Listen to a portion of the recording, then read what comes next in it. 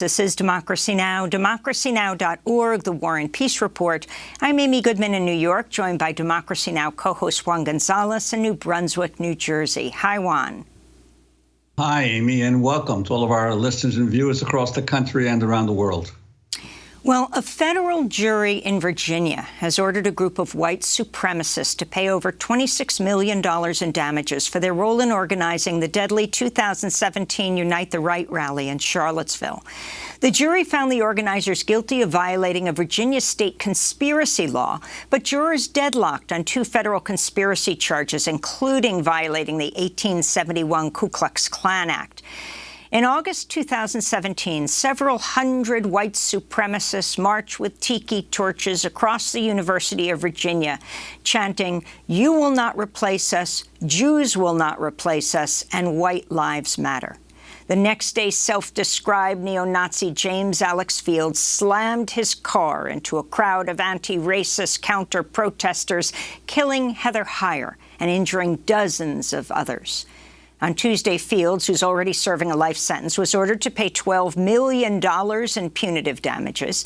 Prominent white supremacists Richard Spencer, Jason Kessler, and Christopher Cantwell, and 8 other defendants were also ordered to each pay over $500,000 in punitive damages. While it's unclear how much money the men will actually pay, many observers are crediting the civil lawsuit with helping to bankrupt numerous far-right institutions. We're joined now by Nicole Lewis, senior editor of jurisprudence at Slate. Nicole, welcome to Democracy Now! In a moment, we're also going to go to Georgia with you to talk about the Ahmaud Arbery murder trial. But right now, talk about the significance of this civil suit, of this, the jury finding these men guilty, and what $26 million means.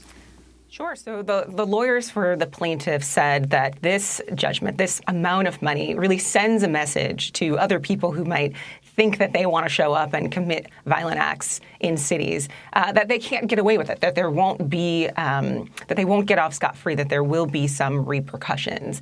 And so $26 million, it's a lot of money, but there's a big question about, will these defendants be able to pay it?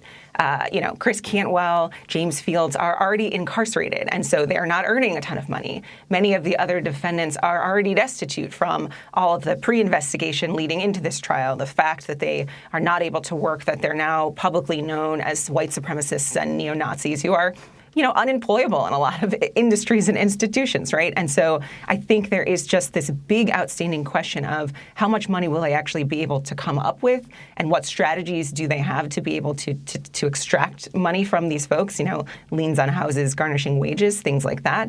But I think the bigger picture here is that, they came into Charlottesville with the intention to create and start a race war, and that the criminal justice system hasn't found any liability. But in a civil system, we say, you cannot get away with this.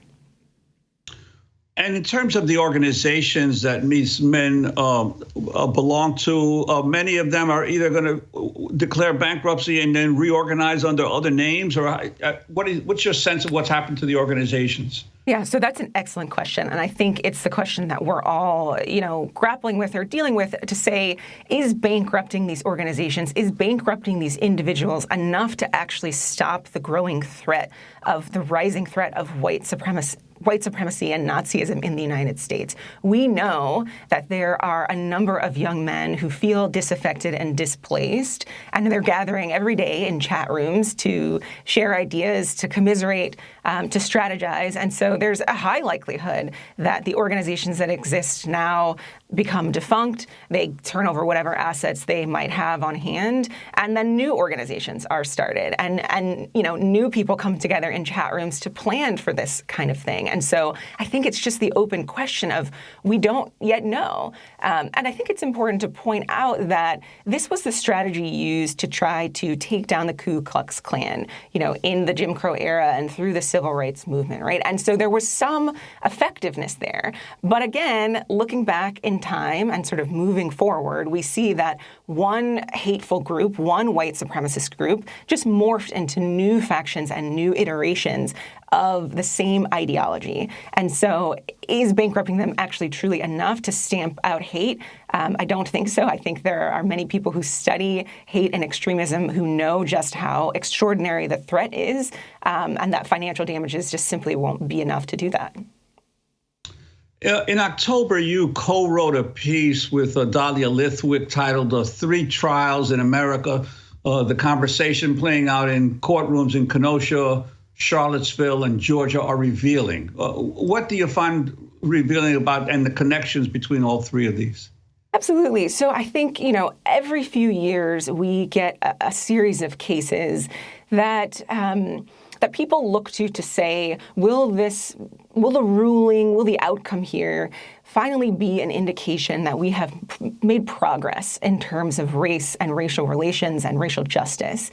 And so the case in Kenosha, the case in Georgia, the Charlottesville case, I really don't think you could get three sort of bigger, more significant cases. One, Charlottesville, about the rise of extremism, Nazism, our First Amendment rights, like what right do you have actually to create violence in public spaces? The trial in Kenosha about whether or not we have, whether or not the Second Amendment, our gun rights, are sort of more important than our ability to peacefully assemble, right? And then we have the case in Georgia that really reflects this long legacy of racial violence in the South.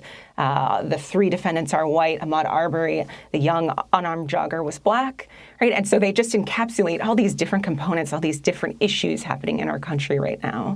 And what Dahlia and I were trying to point out is that the criminal justice system, even the civil system, right, the Charlottesville case is not a criminal case, is simply just ill-equipped to deal with these extraordinary questions of race. It is the same system that disproportionately sends Black and Latino men to prison at extraordinary rates. And so when we bring white defendants into the system and ask it to litigate and to say, let's find justice here, many of us watching know that it won't be able to do that. And I think the Rittenhouse trial for many, the Rittenhouse verdict, for many was devastating for that reason. People did not expect that he would be treated the way that he was, that he would be acquitted, right?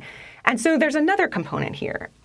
When Dahlia and I watched the jury selection in many of these cases, we could not help but notice just how much prosecutors, the defense attorneys in particular, treated racism like an open question.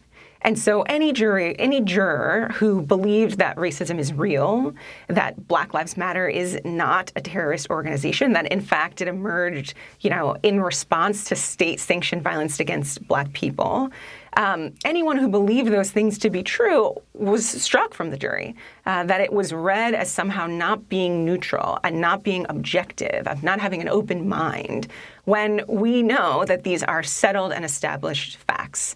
And so I think we just saw the extraordinary limitation here to say, well, what can we do if the jury pool is now comprised of people whose minds are not made up about Nazism, whose minds are not made up about the horrors, the violence, and the evil of white supremacy? And so that's just another extraordinary limitation and something that we saw a thread throughout all three trials. So I want to go to that trial in Georgia right now, which is now in jury deliberations. Again, of course, this is a trial of the three white men, a father and son, the father a former police officer, and their neighbor, who hunted down and killed 25-year-old Black jogger Ahmaud Arbery. You recently wrote a piece titled, "Why Are Ahmaud Arbery's Killers So Scared?" Now, I first want to go to the prosecutor, Linda Dunikovsky, during the trial, questioning Travis McMichael. At this point in time, when you first see him on Burford, he's not reaching into his pockets. No, ma'am. Not running, no, ma'am. And he never yelled at you guys? No, ma'am. Never threatened you at all?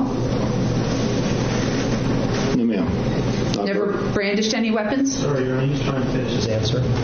Yeah, he did not threaten me verbally, no, ma'am. All right. Didn't brandish any weapons? No, ma'am.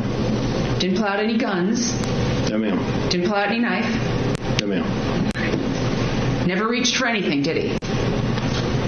No. He just ran? Yes, he was just running. Clearly a key moment in this trial. Well, on Tuesday, prosecutor Linda Dunikovsky delivered her closing argument. They started it. They do not get to claim self-defense. And then, of course, provocation. You can't force someone to defend themselves against you, so you get to claim self-defense. This isn't the Wild West. That, again, the prosecutor delivering her final closing arguments, and now the jury is deliberating today for the second day. Nicole Lewis, again, this piece that you wrote, Why Are Ahmaud Arbery's Killers So Scared? Why do you think they are? Yeah, I mean, so my central thesis for this piece is that fear, on the one hand, is often a just very convenient defense, argument to claim self-defense. I was scared. Was scared for my life, and so I had to take action. But at the same time, it is also very clearly a racist dog whistle. And so what I mean by that is it sends a message to anyone watching, to white America, to say, you understand why I was so scared interacting with this young Black man. And I quoted Travis McMichaels to say that, Ahmaud Arbery was overpowering me, and it was so clear that if I didn't act, if he got my gun, that he would kill me. And we have no way of assessing Ahmaud Arbery's intentions, no way of knowing if he would have taken that gun and shot Travis, or just taken it to say, don't shoot me, right? No way of intoning what would have happened there. And yet the McMichaels claim that they were terrified, even though Ahmaud Arbery was outnumbered, even though he'd been running for miles before the altercation. And so I really wanted to shift the frame and get us to try to think about Ahmaud's fear. Right? He's being hunted, stalked by a truck full of two white men with guns, with Confederate license plates. He's not sure what's going to happen, right? It's a terrifying moment. It's a terrifying end to somebody's life. But the McMichaels are the only ones who get to claim that they're scared. And this is a defense that we see time and again from private citizens as well as police officers who have all stood trial for shooting unarmed Black people, that they were about to be overpowered, that they were scared, even though they provoked these incidents. And I think that that was what the prosecutor was trying to get at, that you don't get to create a situation in which someone has to defend themselves against you and then claim that you were terrified and had to act. Well, Nicole Lewis, we're going to link to your piece. Nicole is senior editor of jurisprudence at Slate. Her latest piece, Why Are Ahmaud Arbery's Killers So Scared?